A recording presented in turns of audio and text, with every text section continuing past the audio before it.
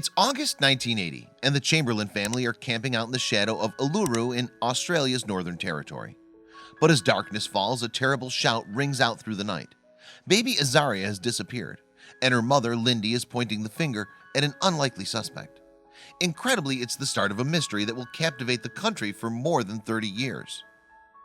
Born Allison Lynn Murchison in March of 1948, Lindy acquired her nickname when she was a young girl. In her early 20s, she left her home in New Zealand and moved to Australia with her family. There, she met and married Michael Chamberlain. After spending 5 years together living in Tasmania, the couple settled in Queensland. By that time, Lindy had given birth to her eldest son, Aidan, and in 1976, another boy, Regan, arrived. Then, 4 years later, she welcomed the daughter that her friends said she had always longed for. Azaria was born on June 11, 1980. But when their baby girl was just a couple months old, the Chamberlains took a trip that would end in unthinkable tragedy. On August 16, 1980, the Chamberlains traveled some 770 miles from their home in Mount Isa. They made their way to Uluru, the famous rock formation located in the Australian outback. With 6-year-old Aidan and 4-year-old Regan in tow, along with baby Azaria, it should have been a memorable family adventure. Camped at a site near the rock, the Chamberlains' first night passed without incident. However, on the second night, their neighbors reported hearing the baby cry, and soon the area descended into chaos. According to Lindy, a dingo had broken into their campsite and made off with Azaria. Apparently, Lindy entered the family's tent, only to discover Azaria missing and the bedding covered in blood. As she rushed out to get assistance, she cried out, "Help, a dingo's got my baby." Tragically, the bizarre sentence would go on to haunt her for the rest of her life. It would also lend an unfortunate air of humor to the upsetting chain of events. Soon, both police and trackers from the local Aboriginal community had arrived at the campsite to hunt for the missing baby, but all they found was a nappy and vest that Azaria had been wearing. Additionally, they found the infant's jumpsuit, ripped and marked with bloodstains. Ominously, they were discovered outside a nearby dingo's den.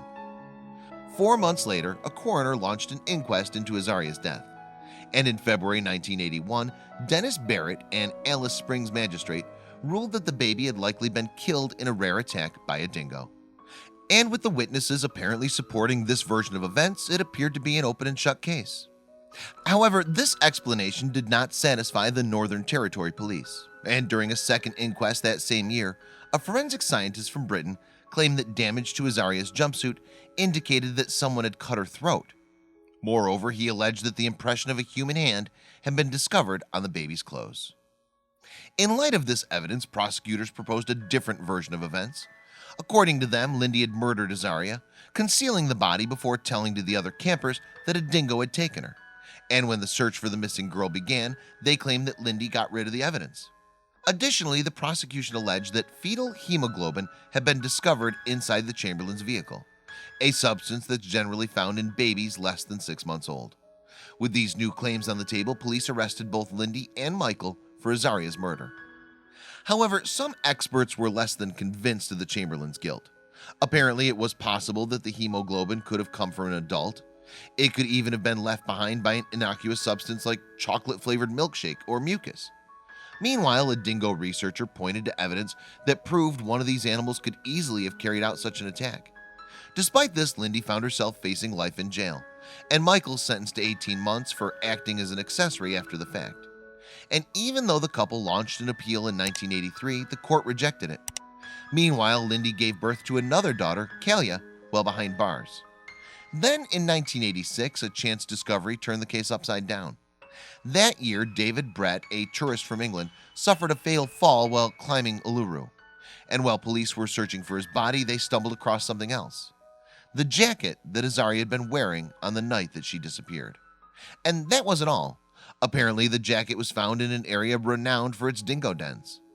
Immediately, Lindy was released and a new investigation into Azaria's death began. Finally, on September 15, 1988, the Northern Territory Court of Appeals exonerated the Chamberlains of all charges. In its decision, the court cited a dismissal of the case against the couple and a biased trial among its reasons. A couple years after the Chamberlains' legal victory, the court awarded them compensation of $1.3 million.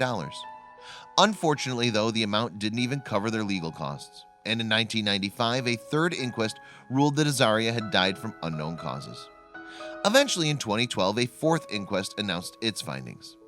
This time the coroner acknowledged that Azaria's death had been caused by a result of being attacked and taken by a dingo. However, this verdict did not convince everyone. In fact, documents released in 2017 indicated that some officials remained suspicious of the Chamberlains even after the court cleared them. We didn't believe the dingo story, but we didn't believe Lindsay should be in jail for murder. We thought it was a harsh outcome, former Minister Steve Hatton said in 2017 interview with ABC News. There was a natural fairness about that decision, whether you thought her guilty or not. In the years since Azaria's disappearance, a number of other cases involving dingoes attacking humans have come to light.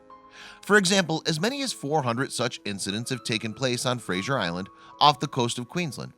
And in 2005, a woman came forward claiming that she was the Chamberlain's missing daughter, although her allegations proved to be false. Michael and Lindy have since married other people. Meanwhile, their tragic story lives on in a number of movies and television programs that dramatize the events of August 1980. And with references to the incident cropping up across popular culture from The Simpsons to Buffy the Vampire Slayer, it seems unlikely that anyone will be forgetting Azaria's sad fate anytime soon.